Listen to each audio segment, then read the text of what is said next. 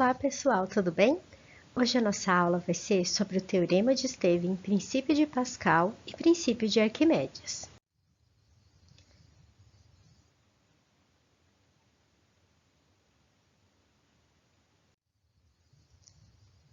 Mas antes, eu gostaria de relembrar o que a gente viu na semana passada. Vamos lá? Nós começamos definindo o que é fluido, e nós vimos que ele é uma substância que apresenta um estado que permita que ela flua ou escoe. Nós vimos então que essa substância não pode ser sólida e que os fluidos eles têm a característica de adotar a forma do recipiente, porque eles têm pouca coesão intermolecular. Nós classificamos os fluidos em líquidos e gasosos, mas nós vimos também que é possível o plasma receber essa classificação. Nós vimos também uma diferença grande entre os fluidos líquidos e os fluidos gasosos. A coesão intermolecular dos gases é ainda menor que a do líquido, e devido a isso suas moléculas ficam muito afastadas, e assim, além dele tomar a forma do recipiente, ele ocupa todo o recipiente no qual ele está.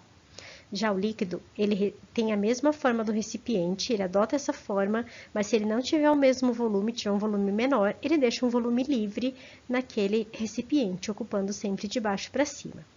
Nós vimos também que a possibilidade desse fluido escoar é quando a gente coloca uma tensão de cisalhamento, uma força de cisalhamento, que é aquela força paralela ao sentido que ele escoa, e se essa substância se mexer, ela é classificada como fluido, porque o sólido não tem essa característica.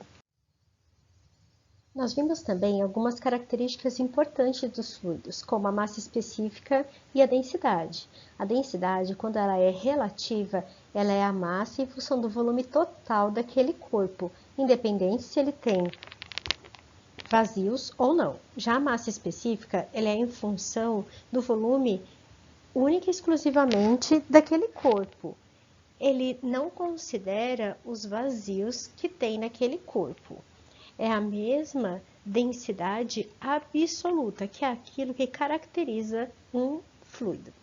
A unidade é em massa por volume, que é grama por centímetro cúbico ou quilograma por metro cúbico. Nós vimos também o peso específico, que é a relação da força-peso, que é massa vezes gravidade, dividido pelo volume. E a unidade é Newton por metro cúbico, lembrando que esse volume é o volume sem vazios. Nós vimos também a característica de compressibilidade de um fluido. Os fluidos compressíveis são aqueles que quando a gente coloca força ele deforma, e os fluidos incompressíveis é quando a gente coloca força e ele não deforma. E nós vimos também sobre a viscosidade, o que é um fluido viscoso, o que é um fluido pouco viscoso, e que a viscosidade ela pode ser classificada como dinâmica e cinemática. Depois nós vimos a força, aquela força que é uma ação externa que atua num corpo, e estudamos sobre a pressão, que é a relação da força sobre uma determinada área. Então, se a gente aplica uma força numa área pequena, a pressão é grande, e essa mesma força distribuída numa área grande, a pressão é menor. Vamos começar então a matéria da aula de hoje falando sobre pressão hidrostática. Nós falamos um pouquinho dela na semana passada, e ela refere-se à pressão exercida por uma coluna d'água. Então, vamos pensar aqui que nós temos um recipiente com água. A pressão hidrostática vai ser a pressão que todo esse corpo aqui de água exerce sobre um ponto qualquer que eu defino nessa minha coluna. Nós vimos que a definição de pressão é força sobre área. Qual que vai ser a força aplicada aqui? É o peso desse corpo d'água, que vai ser massa desse corpo d'água todo que a gente tem aqui, vezes a gravidade. E a área é a área correspondente toda dessa seção transversal. Vou substituir a massa por densidade vezes o volume, porque afinal de contas, massa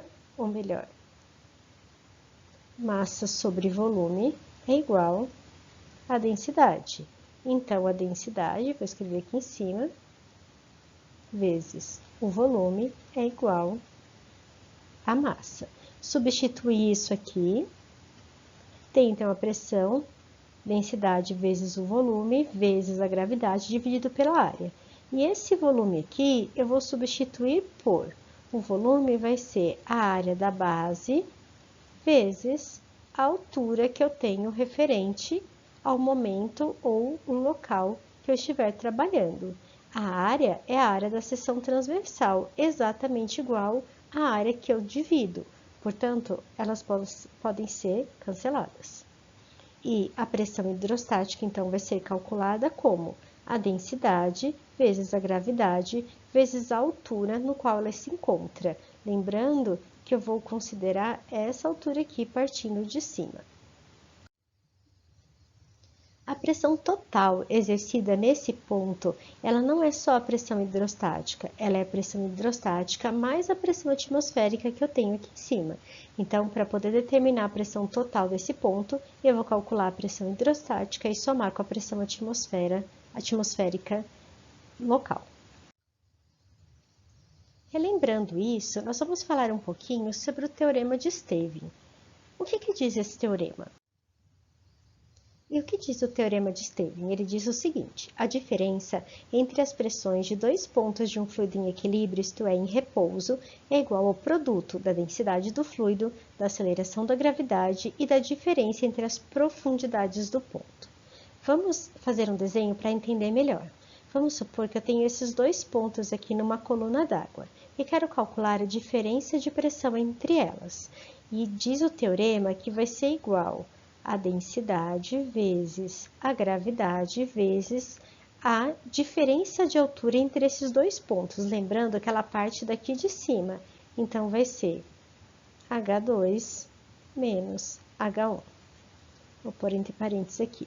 E vamos deduzir essa fórmula para ficar o entendimento melhor. Nosso objetivo, então, é calcular a diferença de pressão entre esses dois pontos, que vai ser a pressão no ponto 2 menos a pressão no ponto 1. A pressão no ponto 2, ela é a pressão hidrostática nesse ponto, que é ρgH2, a altura daqui até aqui, mais a pressão atmosférica que está vindo aqui de cima, menos a pressão hidrostática nesse ponto, que é ρgH1, mais a pressão atmosférica que está vindo nesse ponto. Vou fazer a distribuição do sinal, então vai ficar ρgH2 mais pressão atmosférica menos ρgH1 menos a pressão atmosférica. E esses dois aqui eu posso cancelar. Vou colocar o ρg, que é igual, porque a densidade e a gravidade que a gente tem local, em evidência, e vou colocar a diferença de altura entre parênteses. Isso daqui nada mais é do que um ΔH.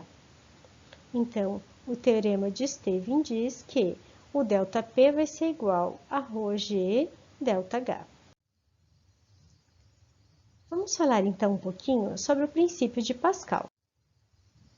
O princípio de Pascal, ele surgiu da necessidade de explicar um problema. Quando uma porta batia com força, era fechada com força, as portas balançavam, as portas e janelas, ou se elas não estivessem trancadas, elas abriam. É a mesma coisa da gente tentar fechar a porta do carro e ela dá aquela pressão dentro, sabe? Que a gente não consegue fechar. Por que isso acontece? Estudando muito sobre isso, observando muito, Pascal conseguiu escrever o enunciado do seu princípio, que diz o seguinte: qualquer acréscimo de pressão exercido num ponto de um fluido, gás ou líquido, em equilíbrio, se transmite integralmente a todos os pontos desse fluido e às paredes do recipiente que o contém. Ou ainda pode ser dito como o acréscimo de pressão produzido num líquido em equilíbrio transmite-se integralmente a todos os pontos do líquido. O que ele está querendo dizer? Que se a gente tem um recipiente com um fluido, seja ele líquido ou gás, e ele está em repouso, isto é, nada muda, se a gente colocar uma pressão nesse ponto aqui, essa pressão vai ser igualmente distribuída em todos os pontos deste fluido, inclusive nas paredes do recipiente. Esse princípio foi muito importante para solucionar um monte de problemas. Vamos ver aqui. Suponha que a gente precisa levantar essa plataforma daqui. Essa plataforma, ela é grande, então eu precisaria de uma força muito grande para levantar essa plataforma. aplicando uma força nessa área, eu tenho uma determinada pressão que eu preciso exercer. O princípio de Pascal diz que se eu aplicar uma pressão num ponto de um fluido, ele vai ser igualmente distribuído em todos os outros pontos. Então, qual foi a sacada? Foi interligar esse recipiente num outro de área bem menor, aonde eu estabelecesse que a pressão era igual entre qualquer ponto aqui dentro, devido ao princípio de Pascal, então eu poderia aplicar uma força muito menor, uma vez que eu teria razão entre forças e áreas constantes em todo esse recipiente. Então, para levantar essa plataforma aqui, onde eu precisaria de uma força muito grande, eu aplicava uma força muito menor numa área muito menor e distribuía a pressão em todo esse sistema. Este é o princípio,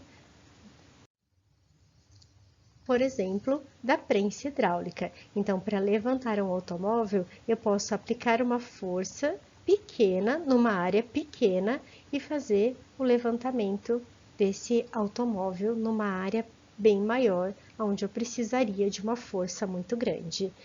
E outros exemplos seriam elevadores, macacos, compressores, freios, volantes, diversos equipamentos que utilizam esse princípio. E por fim, eu vou falar para vocês sobre o princípio de Arquimedes, que é o princípio do empuxo. Bom, esse princípio ele também surgiu de um problema que era determinar se a coroa que tinha sido feita ao rei era de ouro puro. Para isso foi chamado Arquimedes, que era matemático, engenheiro, físico, astrônomo, pensador, filósofo, um monte de coisa daquela época, uma pessoa muito inteligente para fazer essa determinação. O rei pediu para ele: eu quero que você me diga se essa coroa é feita somente de ouro puro ou se Ourives pegou um pouco de ouro para ele e colocou outro tipo de metal aí junto. Como ele não podia danificar essa coroa, ele falou para o rei assim: eu preciso pensar um pouco.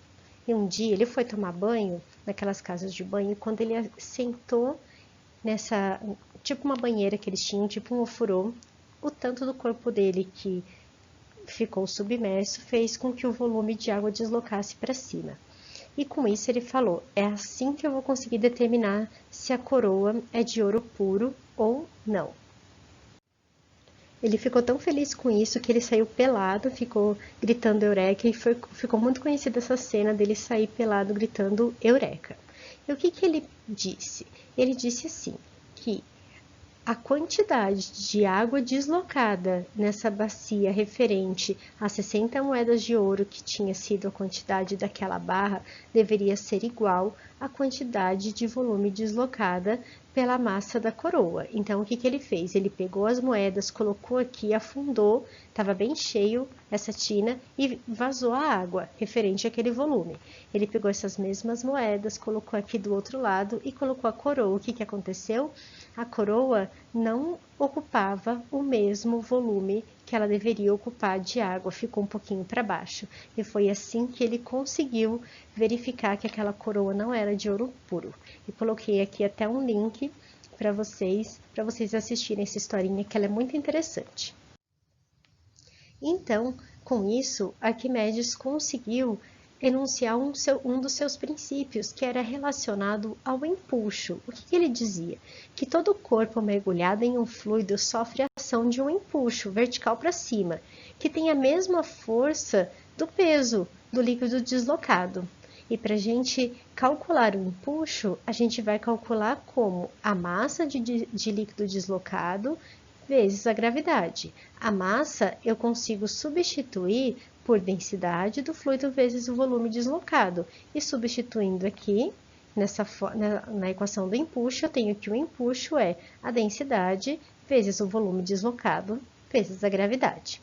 Espero que vocês tenham gostado e nós vamos fazer vários exercícios na nossa aula. Até lá!